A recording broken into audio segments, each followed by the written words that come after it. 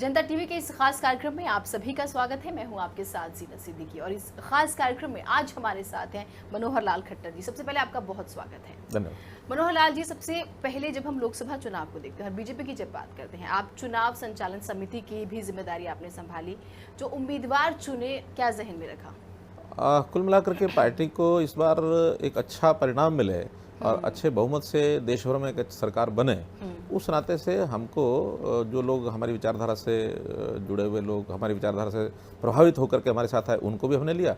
Party के हमारे पुराने कार्यकर्ता, उनको भी चुनाव लड़ाया।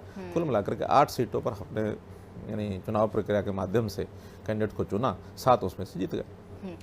बीजेपी लोकसभा चुनाव के रिजल्ट से पहले इतनी फेमस नहीं थी स्टेट में। अगर हम इसको देखें, बीजेपी की परफॉर्मेंस की बात करें तो उस हिसाब से, क्योंकि नरेंद्र मोदी चेहरा थे, विधानसभा में क्या कोई है ऐसा चेहरा?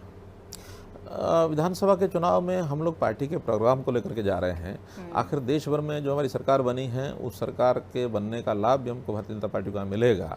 तो इस प्रकार पार्टी की रीति नीति, पार्टी का जो प्रोग्राम है, पार्टी का हमारा जो घोषणा पत्र है, और इसके माध्यम से हम जब जनता में जाएंगे, जनता का जो हमको एक रिस्पांस मिल रहा है, बहुत अच्छा रिस्पांस मिल रहा है, तो ऐसा ज़रूरी नहीं है कि पार्टी की जैसी भी नीति बनेगी, हमारा एक स्ट्रेटजी का विषय हो सकता है कि हम किसी चेहरे को आगे करके चुनाव लड़ेंगे या सामूहिक रूप से चुनाव लड़ेंगे। पार्टी का पार्लियामेंट्री बोर्ड बाद में तय करेगा। चलिए, पार्लियामेंट्री बोर्ड तय करेगा। आपका जब नाम आता है तो अघोषित उम्मीदवार कहलाते हैं इस वक्त जो चर्चा है। आप बीजेपी में बात करते हैं, सीएम की दौड़ में, क्या कहेंगे आप? पहली बात तो कि मेरा नाम, मैंने कभी अपने आप को सीएम की दौड़ में कभी भी लिया ऐसा नहीं है। कुछ शुभचिंतक होते हैं, वो इस विषय का विचार करते हैं, कार्यकर्ता भी विचार करते हैं। तो कार्यकर्ता जो विचार करते हैं वो विचार आगे पहुंचता है और इसका भी निर्णय पार्टी हाईकमांड को करना है। और यदि वो चुनाव में किसी पार्टी के कार्यकर्ता के नाते जो जिम्मेदारी सौंपते हैं, उस नाते से हम हमेशा तैयार रहते हैं। तो अगर आपको सीएम की जिम्मेदारी दी जाती है तो आप तैयार हैं? मुझे कोई भी जिम्मेदारी दी जाएगी तो मैं तैयार रहता हूँ। हमारे यहाँ एक कहावत है कि पार्टी का कार्यकर्ता पीर भंवरची भिश्ती खर, कोई भी दायित्व दे उसके लिए हमेशा तैयार रहना चाहिए। पार्टी हर एक कार्यकर्ता की योग्यता, क्षमता को देख करके, पहचान करके, उसके सारे अभी तक के किए हुए कामों को ध्यान में रख करके ये सब निर्णय करती है। किसी का भी निर्णय हो सकता है।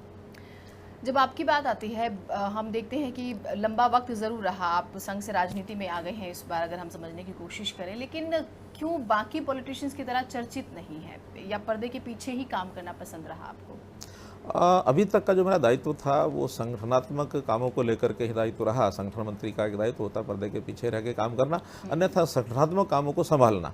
और उस संभालने में भी पार्टी का नेता कौन हो, पार्टी में आगे किसको बढ़ना है, उनके सबके बारे में हमारी जो एक अध्ययन होता है, उस आधार पर हम पार्टी को एक अनुशंसा करते हैं।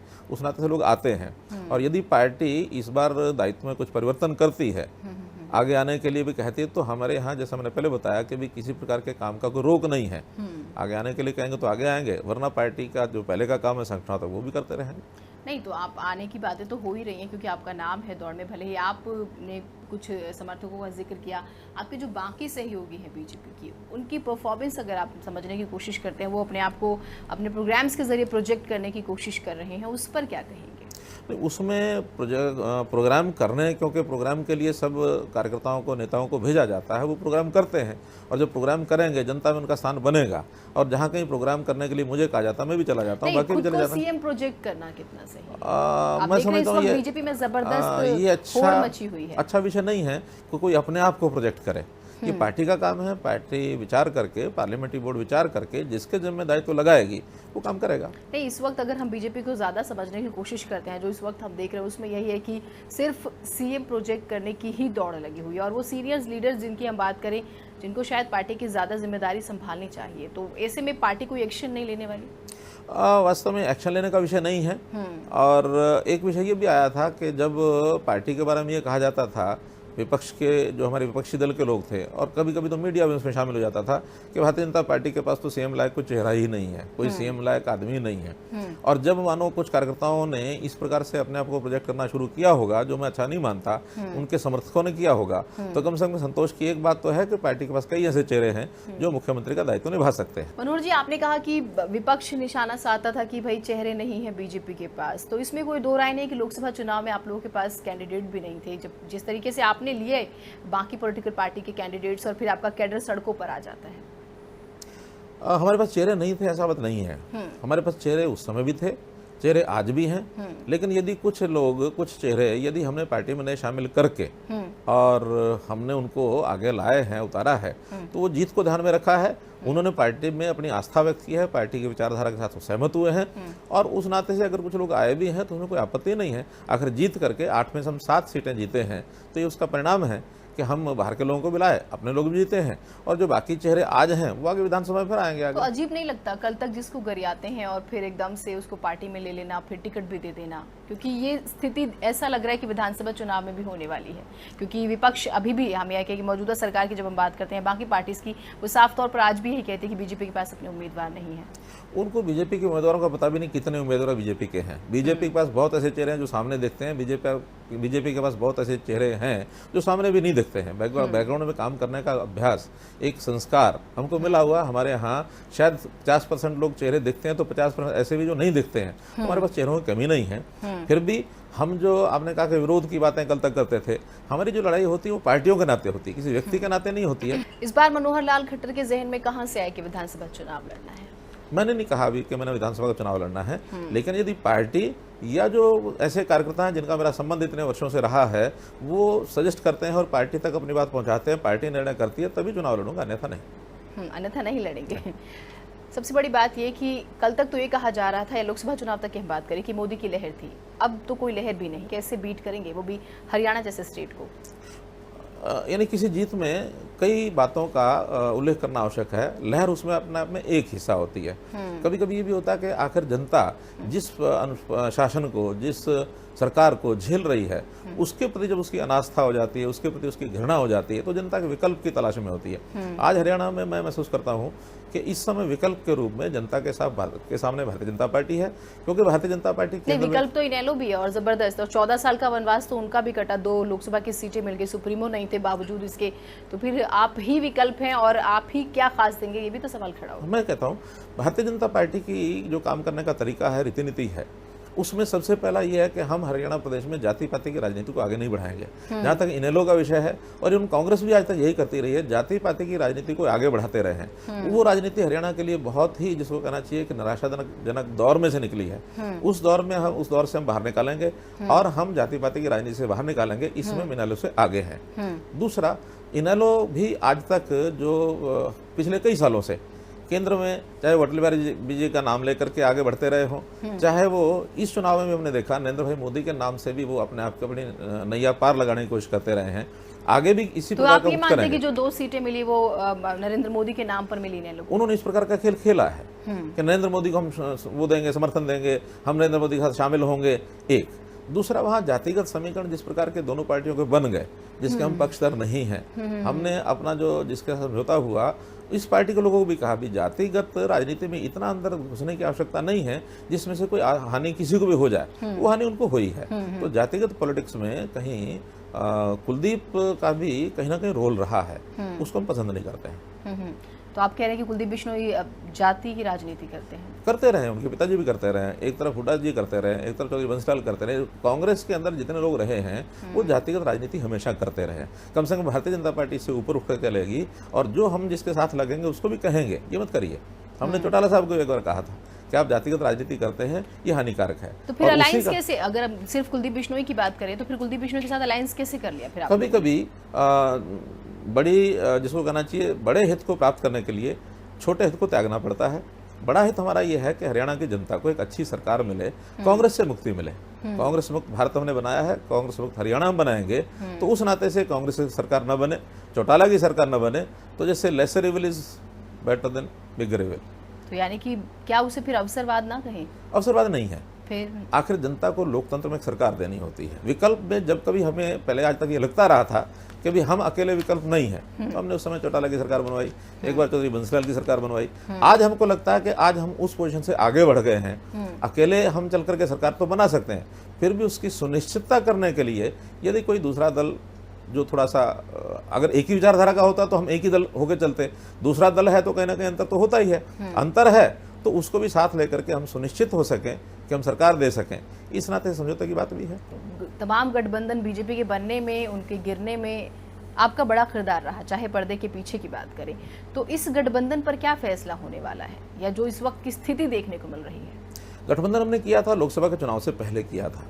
अब इस समय चुनाव परिणाम कुछ इस प्रकार से आए हैं कि हमारे यहाँ पार्टी के नेताओं को, कार्यकर्ताओं को कुछ ऐसा लगता है कि हम एक अच्छी सरकार अकेले चल करके भी दे सकते हैं, जो शायद किसी गठबंधन के होते हुए, जिसको थोड़ा बहुत मजबूरियों की सरकार कहा जा सकता है, अकेले चलाएंगे, अच्छी सरकार बना करके प्रदेश की जनता को अच्छा शासन दे सकेंगे, एक विचार। दूसरा विचार ये है कि नहीं, गठबंधन जैसा था वैसा बना रहना चाहिए। तीसरा विचार ये कि नहीं, इस गठबंधन पर पुनर्विचार होना चाहिए, कुछ कंडीशंस के अंदर परिवर्तन किया जाना चाहिए कि हम मुख्यमंत्री रहें और उनको कोई दूसरा दायित्व लेकर के वो स्वीकार कर लें। तो आपको नहीं लगता लोकसभा चुनाव का मिजाज अलग होता है, विधानसभा का अलग होता है? जब हम विधानसभा की बात करते हैं तो वहाँ के इश्यूज बहुत अलग होते हैं। ऐसे में अलायंस को लेकर चलना या बिना अलायंस के चलना, क्या तर्क है बहुत, अगर हम समझने की कोशिश करें तो? दोनों प्रकार के मुद्दे होते हैं। बहुत मुद्दे ऐसे हैं जो मुद्दे जैसे लोकसभा में थे वैसे आज विधानसभा में भी लागू होंगे, जैसे भ्रष्टाचार है। ये कहा जाता है कि बीजेपी शहरी पार्टी है, तो अगर शहरी पार्टी है तो उस ग्रामीण वोट को कैसे लेंगे? जो ग्रामीण वोटर्स हैं कैसे बीट करेंगे वहां तक? शहरी पार्टी ऐसा कहना गलत है। हमारी पार्टी शहर में भी है, गांव में भी है, गली बस्ती में, हर जगह है। हम किसान भी हमारी पार्टी में बहुत बड़ी मात्रा में है। निश्चित रूप से जब कभी प्रारंभ हुआ था जनसंघ के समय, उस समय इसका प्रारंभ शहरों से ज्यादा हुआ था, और जब शहरों से हुआ तो स्वाभाविक सीटें शहरों से हमको ज्यादा मिली थी। ग्रामीण क्षेत्र के अंदर जो किसान कम्युनिटी के नाते से कुछ दूरियां हमारी उस समय थी, लेकिन पिछले 15 साल से जब से मानो हमने अपने केंद्र में भी और प्रदेश में भी सरकारें बनाई हैं, उस समय हम केंद्र में, प्रदेश नहीं, गांव में सब जगह गए हैं। गांव में भी हमारे आज सक्रिय सदस्य हैं, मंडलों की हमारी कार्य समितियां हैं, हमारे पास ग्रामीण क्षेत्र के नेता बहुत हैं जो चुनाव लड़ने के लिए आज तैयार हैं। ऐसा कहना बिल्कुल गलत है कि नहीं, लेकिन परफॉर्मेंस ऐसी नहीं रही। आप जिक्र करें 15 सालों का, लोकसभा चुनाव से पहले बीजेपी फेमस नहीं थी, भले ही राष्ट्रीय पार्टी है, लेकिन यहाँ पर बिना बैसाखी के नहीं चली। तो ग्रामीण वोट की हम बात कर रहे हैं स्पेशली, तो उसे कैसे बीट करेंगे? 1999 में हम लोगों ने 10 में से 5 लोकसभा सीटें हमारे सिंबल पर जीती थी। 5 लोकसभा सीटें चौधरी ओम प्रकाश चौटाला के सिंबल पर थी। अगर उस समय का आप याद करें तो लोकसभा में आधे पर तो उस समय भी आ गए थे। तो इसका मतलब ग्रामीण क्षेत्र में हमारे यानी कार्यकर्ता नहीं है या हमारा बेस नहीं है। नहीं, फिर तो इनेलो साथ में थी ना, जो कि इनेलो साथ में हो तो सारा इनेलो का ही ग्रामीण क्षेत्र और शहर गाँव का बेस हमारे पास बिल्कुल नहीं है, तो ऐसा तो है नहीं। आखिर शहर भी हमारे बेस थे, गाँव में थोड़ा उनकी उपस्थिति ज्यादा थी, मैं मानता हूँ, लेकिन उन दोनों ने मिलकर के भी 10 सीटें हमको दी हैं। और आज गाँव में अगर गाँव 80% गाँव है हरियाणा में, अगर 80% गाँव सारा किसी और के पास होता, हमारे पास केवल शहर होता, तो फिर इनेलो को पिछले 10 साल में 2 बार सरकार बना लेनी चाहिए थी। किस पार्टी को आप चुनौती मानते हैं विधानसभा चुनाव में? चुनौती का विषय तो यूँ है कि इस समय न तो इनेलो की सरकार बनेगी, न ही कांग्रेस की सरकार बनेगी। कांग्रेस एंटी इनकम्बेंसी के कारण से उनको लोग भूल चुके हैं और उनको लोग दुत्कार रहे हैं। फिर टिकट किसे देंगे? अपने जिताऊ कैंडिडेट्स को देंगे, या हमें कहे कि अपने कैडर को टिकट देंगे आप, या फिर बाहर से आए हुए जिताऊ उम्मीदवारों को? इसका कोई एक सिद्धांत नहीं बनाया जा सकता। ये case to case, seat to seat differ करता है। जहां हमारे पास अपने कार्यकर्ता, अपने नेता जितने वाले होंगे, विचारधारा में जो काम कर रहे हैं और इतने सालों से काम कर रहे हैं, निश्चित रूप से प्राथमिकता उनकी है। लेकिन आज हमको पता है कि हम इतिहास में कभी भी नंबर 1 और नंबर 2 की पार्टी हरियाणा में नहीं रहे। हमको मालूम है हम नंबर 3 और 4 पर रहे। यानी 3-4 का मतलब है हम या तो समर्थन देकर के सरकार को समर्थन देकर के सरकारें बनवाते रहे, और या एकदम विपक्ष में रहे, बहुत थोड़े वोट लेकर के, बहुत थोड़ी सीटें लेकर के, सीटें लेकर के। अब उसके कारण से हमारी सीट सरकार कभी पार्टी 1 और 2 नंबर पर नहीं आई। आज जब 1 और 2 नंबर की लड़ाई में हम 1 नंबर पर खड़े हैं, तो इसी में से हमको भी उसका एक एहसास है कि हम अपनी सरकार बना। महंगाई, भ्रष्टाचार, बेरोजगारी, ये 3 मुद्दे हैं जिसको लेकर इनेलो आने वाली है। आप क्या नया खास लाएंगे? नहीं, इन 3 मुद्दे को लेके वो आएंगे ऐसा, और ये 3 मुद्दे भारतीय जनता पार्टी उसको बातें नहीं कर सकती। कोई ऐसा विषय का, कोई मुद्दे कोई ब्रांडेड है या मुद्दों का? क्योंकि देखिए, जिस महंगाई को लेके जनता ने चुना नरेंद्र मोदी को, आज तो जनता फिर वैसे निराश है ना। महंगाई जबरदस्त है, नहीं, बजट बिगड़ चुका है लोगों का। कोई निराश नहीं है, कोई जनता निराश नहीं है। मुझे लगता है कि ठहराव रह जाता, जो था उतना रहता, बजाय बढ़ने के। कहीं नहीं, जो 2-3% बढ़ाया उसको कह के बढ़ाया, टैक्स लगाया तो कह के लगाया, अगर रेलवे का किराया बढ़ाया तो कह के बढ़ाया। डीजल की, पेट्रोल की जहाँ तक बात है, वो इराक के डिस्पेंस के कारण से अंतर्राष्ट्रीय स्तर के ऊपर, और ये आज से नहीं, ये आग पहले भी है और आगे भी रहेगा। आपके बारे में कहा जाता है कि आप तकनीक से बहुत जुड़े रहे हैं लंबे वक्त से। बीजेपी की जब बात करते हैं तो हरियाणा में अगर आपको मुख्यमंत्री पद की जिम्मेदारी दी जाती है या आप बनते हैं, तो शिक्षा के क्षेत्र में क्या करेंगे? सोशली लोगों को जोड़ने के लिए क्या प्लानिंग्स हैं? तकनीक की जहाँ तक बात है, तकनीक के माध्यम से समाज की बहुत समस्याओं का हल निकाला जा सकता है। जैसा मानो हम देश की जनता के लिए एक सीधा सा फार्मूला जो कहते रहे हमेशा, सरकार आपके द्वार। अब सरकार आपके द्वार कहना बड़ा, बहुत पार्टियां कहती रही हैं, बहुत सरकारें कहती रही, लेकिन वास्तव में सरकार आपके द्वार कभी गई नहीं है। हम ऐसा सोचते हैं कि इस तकनीक के माध्यम से हमारे यहाँ 16,193 बूथ हैं।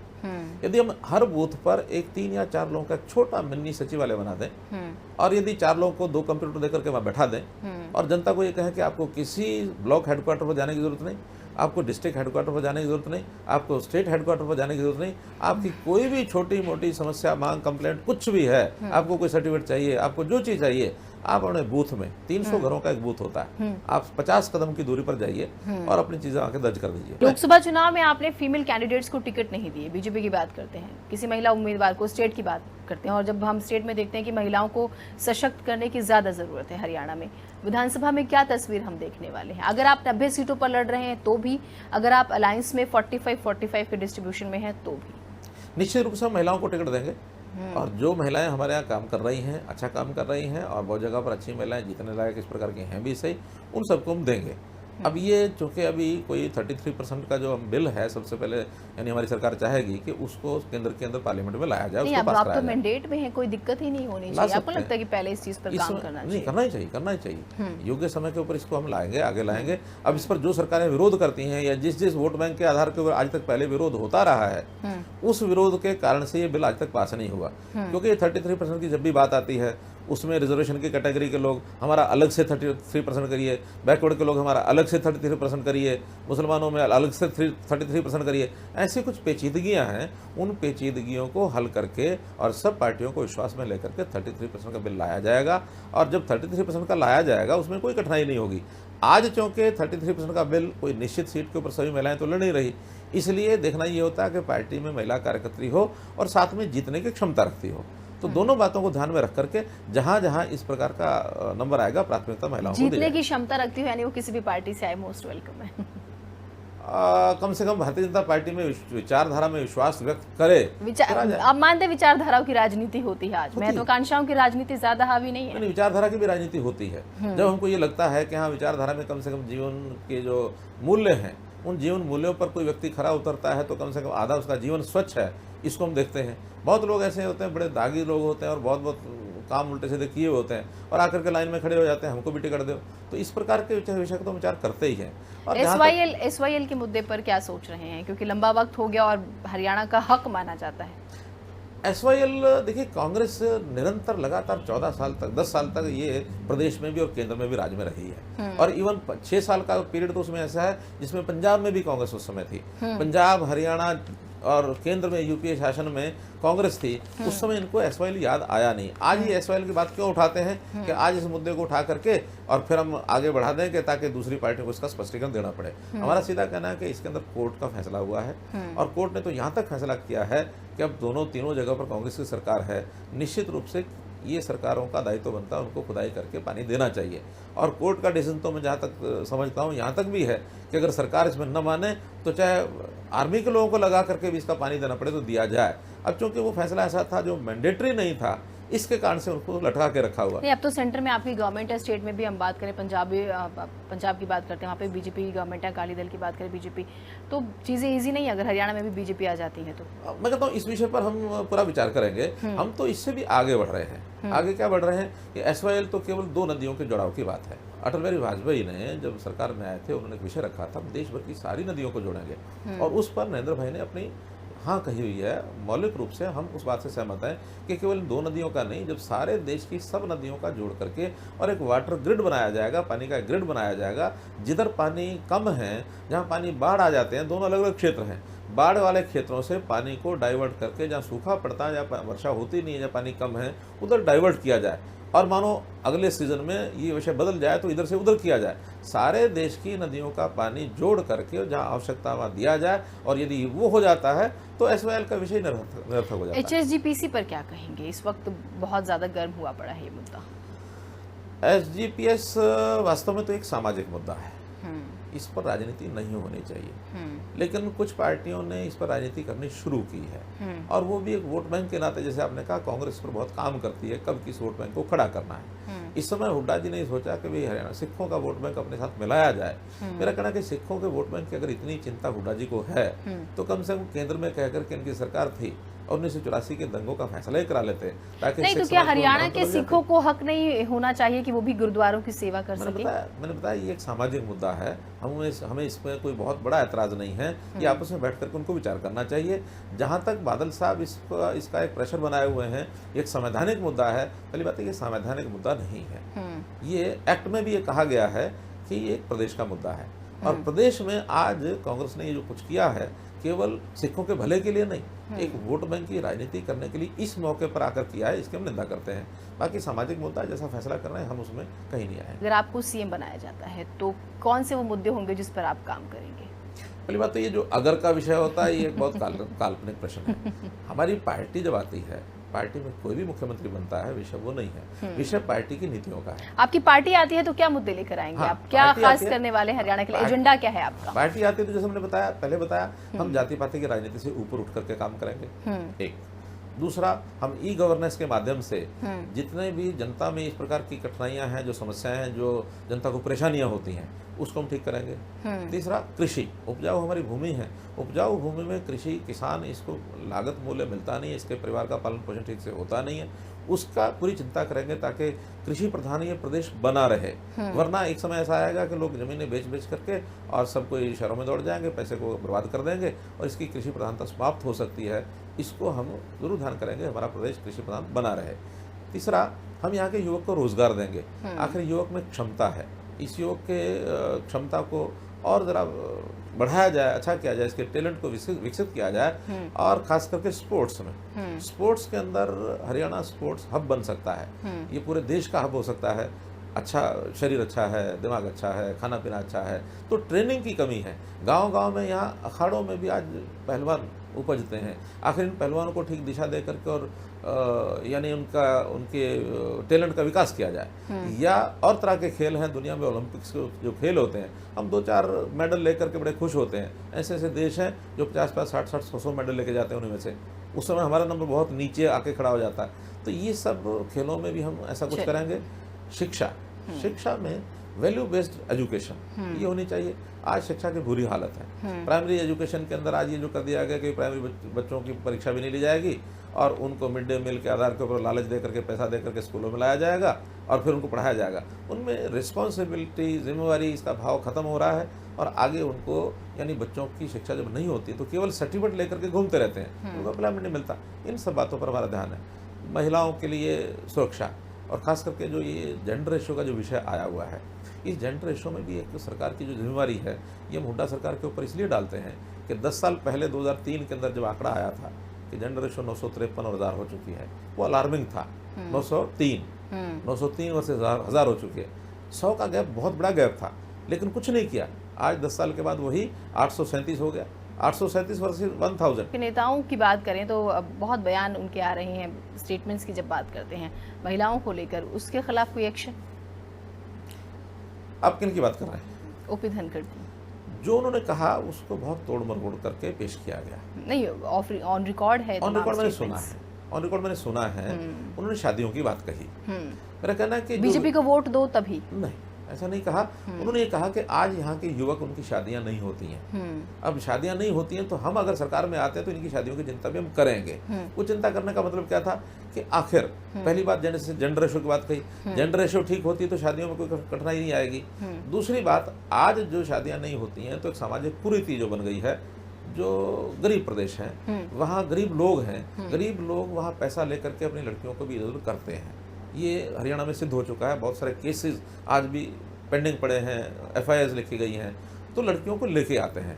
उन्होंने इतना ही कहा है कि हम उनकी शादियां, समाज में मान्यता मिले शादियों से, उनकी शादियां हो तब वो लेकर के आए। सामाजिक मान्यता मिलती है तो फिर लड़की के अपमान की, लड़की के उस प्रकार की स्थिति नहीं रहती है। शादी नहीं होती है, वैसे कोई लड़के आते हैं तो कोई उसके साथ तो रिश्ता चुनावी जोड़ता वक्त पे नहीं ये है। चीजें याद आती हैं, सवाल तो ये भी खड़ा होता है ना, नहीं, अगर विषय आप है ह्यूमन जब ट्रैफिकिंग का जिक्र करें, फीमेल ट्रैफिकिंग का, जब तो इसमें राजनीति दोष है, मानो प्रशासनिक शासनिक दोष है, किसी सरकार का दोष है, किसी सरकार का दोष है, तो राजनीति यानी चुनाव के समय तो याद आएगा ही। पहले याद नहीं करते, एकदम उनके ध्यान में आ गया, ऐसा थोड़ी है। हमने इसको पहले भी चिंता की है, लेकिन चिंता खाली करने से कुछ नहीं बनता।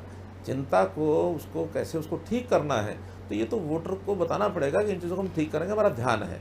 और जब इस चिंता का, जब आज जनता जिनको हम ये बात बता रहे हैं उनको लगता है कि वास्तव में बहुत बड़ी समस्या है, इसको हल करना ही चाहिए, तो हम आएंगे, इसको शिक्षा में भी जोड़ेंगे, इसको समाज के साथ सामाजिक कार्यक्रम के नाते, जनचेतना के नाते भी हम जोड़ेंगे, ताकि बेटी का सम्मान हो। अपनी, आपकी बेटी हमारी बेटी, हम ऐसे एक प्रोग्राम चालू करेंगे। इस प्रोग्राम को लेकर के भी हम बहुत बड़ी योजना, जब हमारी सरकार आएगी तो हम बनाएंगे, ताकि बेटियों का सम्मान हो, बेटियों की सुरक्षा हो, बेटियों के प्रति समाज के अंदर एक चाहत बने, उनको दुत्कारने की, उनको हटाने की, उनको यानी उनके प्रति घृणा का भाव न बने। चलिए, मनोहर लाल खट्टर जी बहुत शुक्रिया जनता टीवी से बातचीत के लिए। तो हमारे साथ थे बीजेपी की तरफ से मनोहर लाल खट्टर जी। अब देखना यह है कि प्रदेश बीजेपी जो कल तक बैसाखी के सहारे चला करती थी, अब इस विधानसभा चुनाव में क्या कुछ तस्वीर लेकर आती है। इस खास कार्यक्रम में इतना ही। देश और दुनिया की बाकी खबरों के लिए आप देखते रहिए जनता टीवी। नमस्कार।